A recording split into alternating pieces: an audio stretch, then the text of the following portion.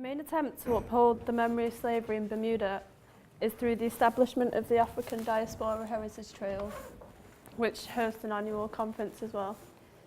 As the need for some sort of adequate memorialisation on the island became overwhelmingly necessary, the trail was created in 2001, and so Bermuda hosted the first conference.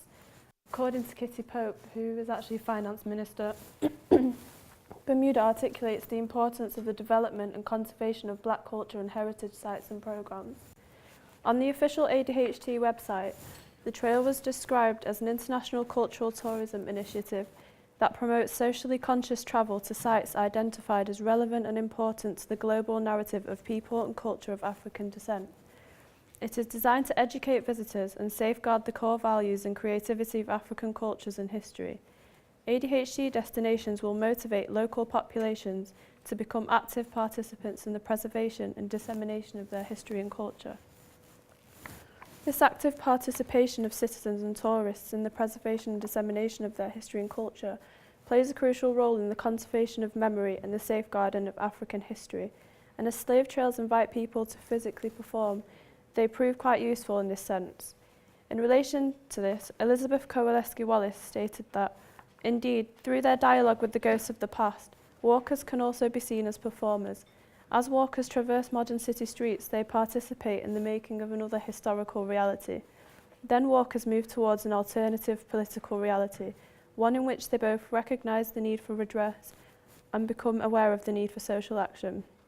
Professor Alan Rice linked this with the notion of guerrilla memorialisation and suggested that the use by Kowaleski-Wallace of performance theory to explicate the way slave trails have the potential to educate and politicise their audience is an exemplary intervention that shows that the performing of guerrilla memorialisation is made possible by a civic engagement that might involve merely the walking of a city with new information that provides radical new perspectives that transform the cityscape.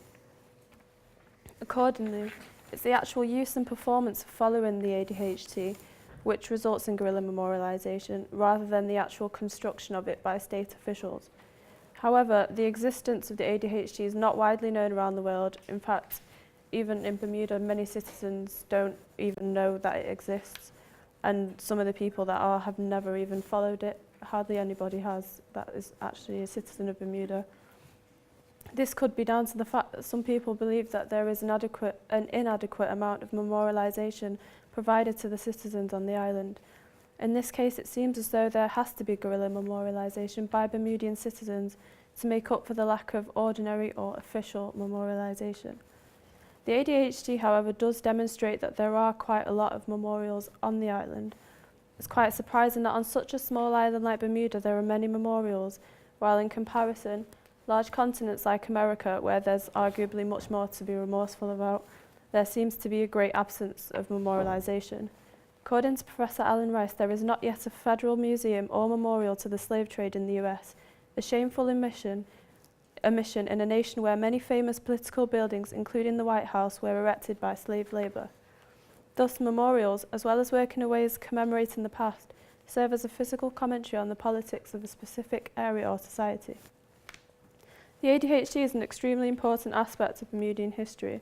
The trail includes a number of different sites, all of which have a bronze plaque on them, like that, designed by the renowned Bermudian sculptor Carlos Dowling, which highlight that they are part of the officially designated UNESCO Slave Route project. The sites in the trail are the Commissioner's House at the Bermuda Maritime Museum, which includes an exhibition on slavery. Cobbs Hill Methodist Church, which is the oldest Methodist building in Bermuda, was built by free blacks and slaves at night and on weekends for worship, which is why it's called Moonlight Lane.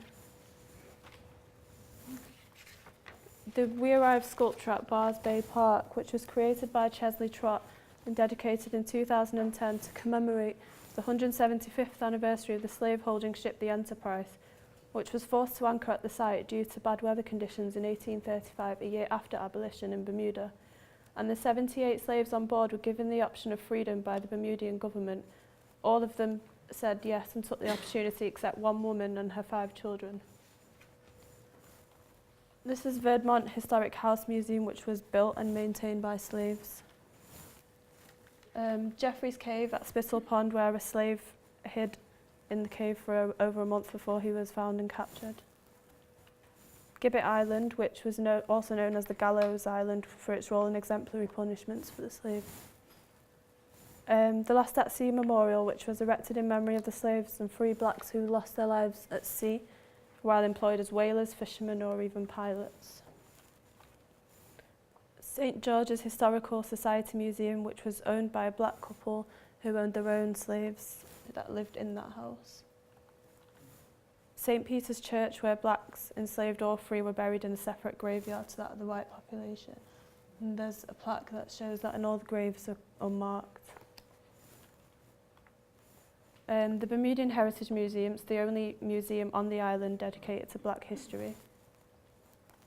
Tucker's House Museum, where a remarkable slave used the kitchen as a barber shop to earn money, and following his freedom he became one of the first ever blacks to be elected in the United States House of Representatives. This is Pilot Darrell Square, where the house of Jemmy Darrell, one of the most respected black pilots in Bermuda, is located. He was the first documented black Bermudian to be freed from slavery, and this following British Admiral George Murray, who was so impressed with his navigational skills that he requested his freedom, and this was granted on the death of his master. The Sally Bassett sculpture, which was sculpted by Carlos Dowling, and depicts the horrifying burning of a slave who was supposedly involved, in the poisoning plots. Each and every one of these memorials is greatly significant of a dark time in Bermuda's history.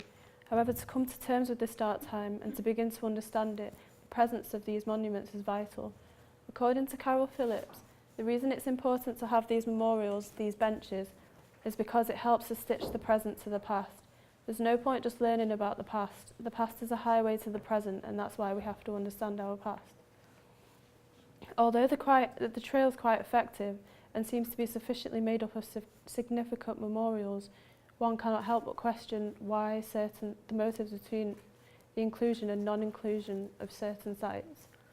It's quite disappointing that there's nothing associated with Mary Prince in the trail, despite her arguably being the most famous Bermudian slave, whose book is recognised as a landmark.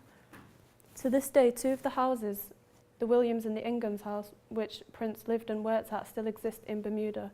However, most Bermudian citizens are unaware of their existence, and if it wasn't for the historian Clarence Maxwell telling me about them, I wouldn't have known either.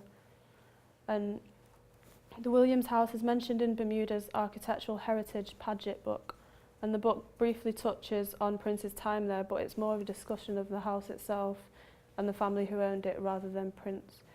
And it doesn't discuss any of the terrors that the slaves may have experienced in the house or the surrounding houses. In fact, it does the opposite and discusses things such as Prince's distress at having to leave the house and the family.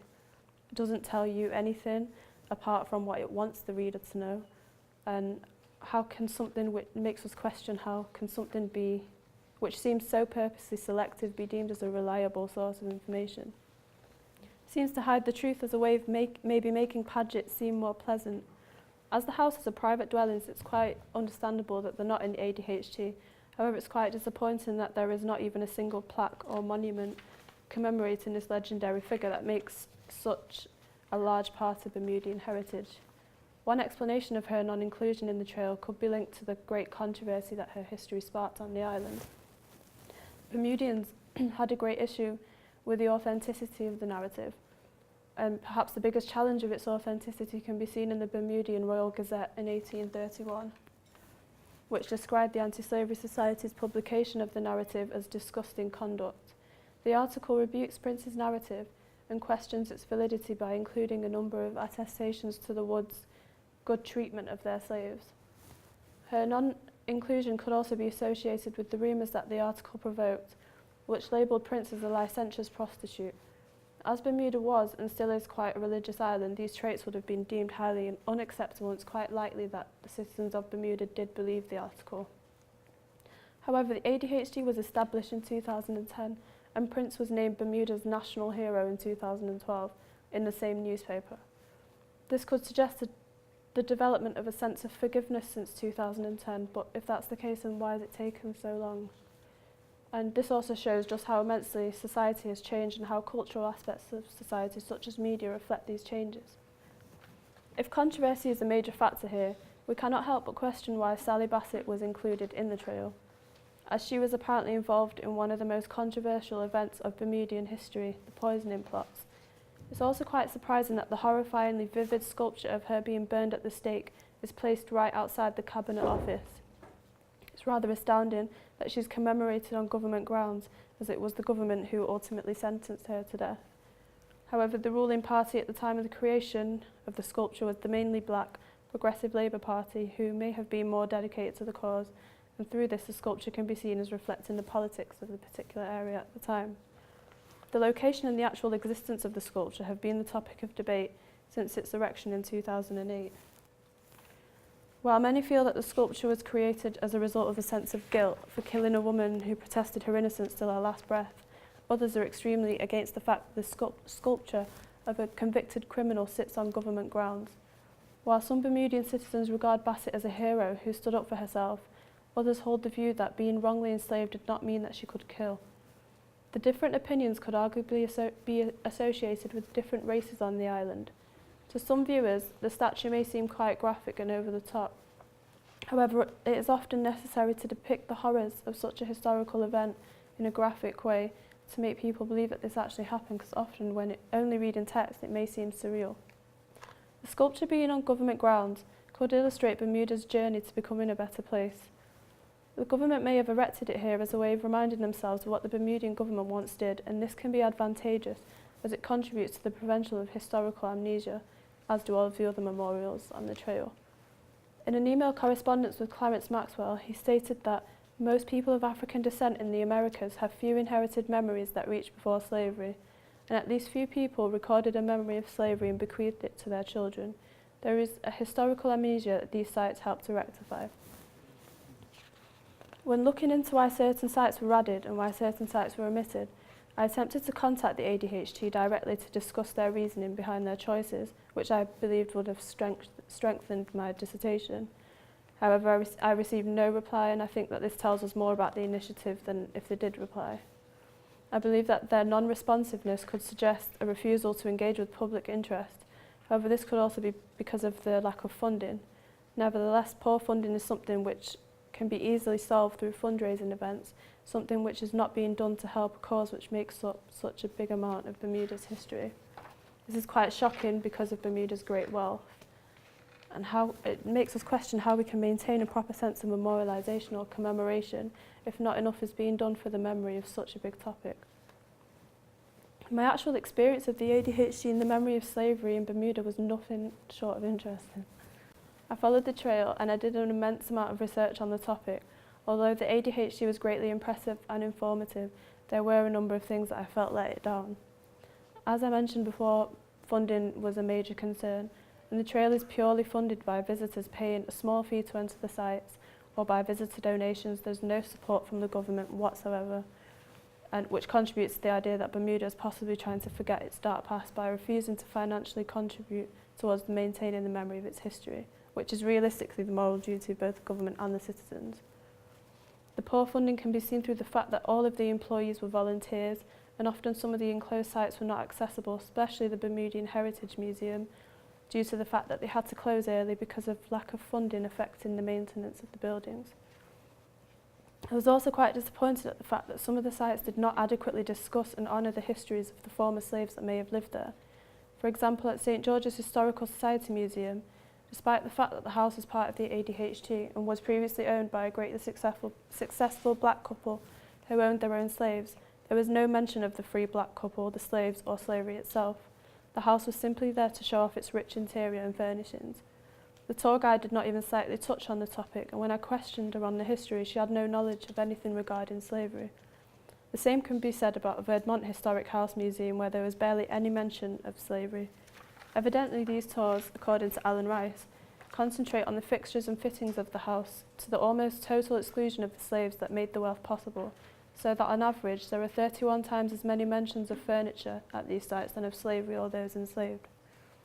I also found Chesley Trott's We Arrive sculpture greatly thought-provoking, so I went to meet him and interview him about this. And he stated that his motivation behind the design was to try and capture the different feelings of the slaves, what they might have felt when they came off the boat, and he tried to capture these different feelings when they reached the island and when they were presented with their freedom. For example, the figures that are looking up towards the sky, thankful for arriving at such a beautiful island and receiving their long-owed freedom, while the figures that seem to be bowing their heads are expressing their eternal sadness towards their horrifying experience as slaves. He also aimed to portray the feelings of confusion, disarray and fear that some of the newly freed slaves may have felt towards what they were going to do next in their lives. Overall, despite the fact that the ADHD has some serious issues, it's still a great effort in terms of maintaining the memory of slavery in Bermuda, and is exceedingly useful in informing the public of both the white atrocities and the black achievements that may have occurred. In addition, we can see this through the number of narratives about Bermudian slavery by both blacks enslaved all free and whites, including that of Mary Prince and Suzette Lloyd.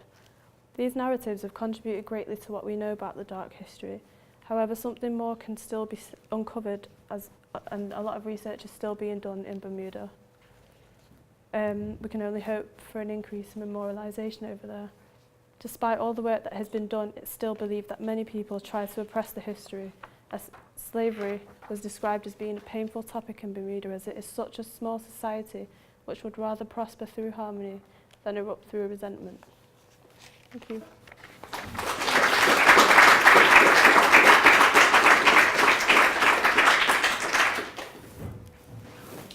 Great, well thanks very much for such an interesting paper. So we've again got some time for questions and comments. So who would like to ask the first one?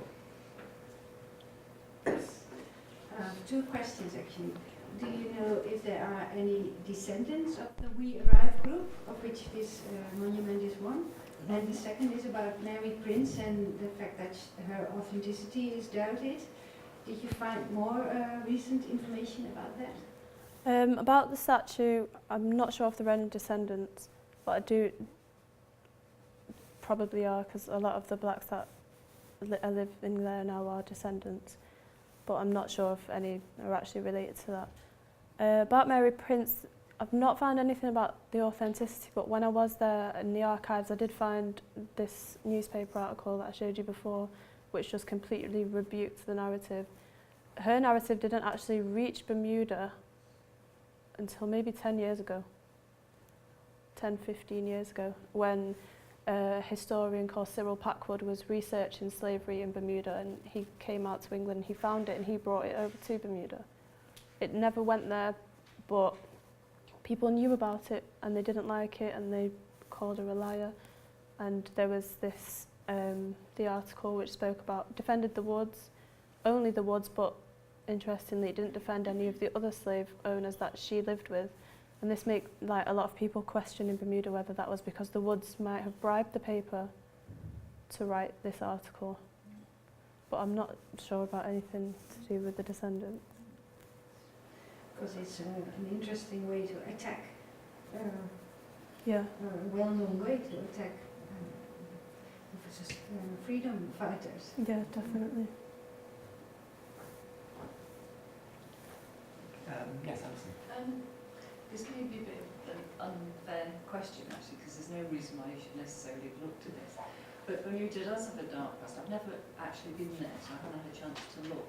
Because of course there were several prison hulks based there, and they didn't close until 1868, so they were there for a long time. And they were the worst. They lived up to the reputation that adhered to prison hulks in general. And funnily enough, you mentioned Clarence Maxwell. I published an article with him best part of a decade ago on the prison hulks in Bermuda. Is there any commemoration, any marking of those, given the number of people that died there? We also wondered at that time about the relationship between the kind of, you could call it conceivably slavery going on from the labour of convicts who worked on the docks and building the dockways in Bermuda, and the kind of slavery that you're looking at. There's no memorial that I've found, but the prisons at Dockyard the prisoners have moved to a new prison, I think, and you can now, they've got plans into making that old prison into a museum. I went inside it with Dr. Edward Harris, the director of the museum, but it's not open yet to the public, and they're just going to put up things about all the prison, because the prisoners originally lived on boats, and they built that prison. So that's going to be made into a museum, hopefully. Okay, thanks very much, Cheers. Yes, Laura. Well, you said that it seems like public opinion had changed towards the controversial figure, was it Mary Prince, in about 2012. Was that due to any sort of campaign or movement that you're aware of? Or does it just seem that that was how long it just happened to take for her reputation to improve? I think it took a while for it to improve, because in Cyril Packwood's book he does say that nobody knew about it until he brought it over. And research on Bermudian slavery is increasing a bit more now, so I think that might have contributed towards that, because there's not really been much research on Bermudian slavery. Thank you. Yes. I just had a question about really how you managed to get people in Bermuda to talk about these issues, especially you know, in those terms. Did you talk to people when you were walking around these places, and what kind of response did you get to you saying, well, I'm actually writing something about this which I'm going to take home and write in Britain? Were people ashamed and embarrassed about it, or what was the kind of responses you got? People were actually really enthusiastic about it, because especially the director of the National Museum of Bermuda, Dr. Edward Harris, because not many people go over to Bermuda to research its slavery. So when you do ask about it, they're quite enthusiastic, and they want to give that information, and they want to help you out, and because they don't really get that. But these are people who actually have researched it themselves. Citizens don't know much about it, and they don't, like, I did ask a lot of people and friends that I met over there what they knew about it. Nobody really knew much about it. Did you meet anyone when you were on those trails who was doing the trail as well? No. The whole time you were there? No, in fact, most of the time when I was in the houses or the sites, I was probably the only person there. So they haven't seen the potential of what might be called dark tourism there at all. They haven't seen the potential in this to actually get African Americans, Americans, the people who are on the beaches when it's raining, if it does, go and look. Have they not seen that potential? No, most of the places are closed. I tried to go to the Bermudian Heritage Museum, which is the only one solely dedicated to Black history and Black power. I tried to go there maybe 3 or 4 times while I was there, and it was closed every single time. It opened for half an hour in the morning, and then it'd close again because nobody went, and they didn't have enough money to keep it open if no one was going, or to maintain the place. And most of the time I literally was the only one in. There's no efforts being made to promote the trail. Thank you.